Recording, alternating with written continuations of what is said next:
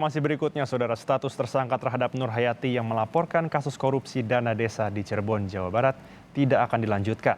Penegak hukum saat ini tengah menyiapkan formula yuridis untuk menghentikan status tersangka terhadap Nur Hayati. Dalam pernyataan yang diterima oleh Kompas TV, Menko Polhukam Mahfud MD meminta agar Nur Hayati tak perlu lagi datang ke kantor Kemenko Polhukam untuk membahas status tersangkanya, karena aspirasinya telah ditindaklanjuti. Mahfud juga menyatakan telah berkoordinasi dengan Polri dan Kejaksaan untuk menentukan teknis penghentian kasus Nur Hayati. Ia juga meminta masyarakat tidak perlu takut melaporkan dugaan kasus korupsi pasca kejadian ini.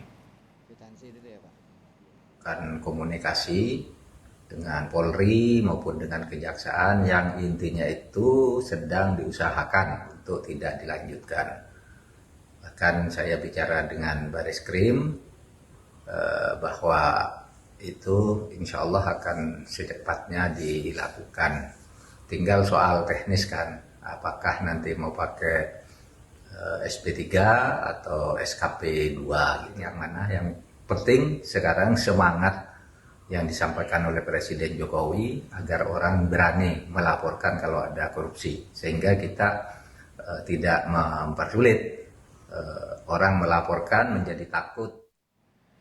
Keluarga Nur Hayati mengapresiasi pernyataan Menko Polhukam yang berencana menghentikan status tersangka Nur Hayati dalam kasus korupsi dana desa Citemu di Cirebon. Kini keluarga Nur Hayati masih menunggu surat resmi dari pihak terkait. Sementara itu, Ketua BPD Cirebon menilai sikap Menko Polhukam merupakan sinyal baik untuk memerangi korupsi di berbagai daerah. Alhamdulillah kami sudah sangat senang mendengar berita itu. Bahkan adik saya juga sampai menangis mendengar berita dari media itu. Ya, intinya kami selama surat itu belum diterima oleh kami masih tetap menunggu. Dan mudah-mudahan itu menjadi kenyataan dan berita bagus untuk kami. Melihat putusan ini, apa yang dinilai oleh keluarga? Apakah semangat anti korupsi masih tetap dilaksanakan atau seperti apa? Semangat masih ada, terutama untuk warga masyarakat yang ada di Indonesia. Ayolah kita tetap berantas. Saya berapresiasi pada penegak hukum, terutama banyak terima kasih juga sama Menko Polhukam atas perhatiannya dengan kasusnya Bu Nur Hayati ini, sampai istilahnya dia juga ikut turun tangan dalam perkaranya Bu Nur Hayati ini sampai terlaksananya dalam arti keluarnya surat SP3. Kami dari BPD banyak terima kasih juga sama media yang telah membantu atau sama-sama mengawal kasusnya Bu Nur Hayati ini sampai dicabutnya statusnya sebagai tersangka.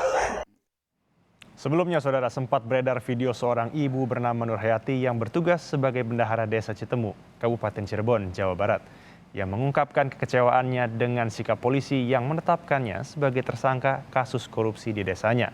Padahal Nur Hayati mengatakan telah memberi laporan dan keterangan dalam pengungkapan kasus korupsi dana desa yang diduga merugikan negara hingga 818 juta rupiah. Korupsi ini menurut Nur Hayati melibatkan kepala desa bernama Supriyadi yang telah jadi tersangka.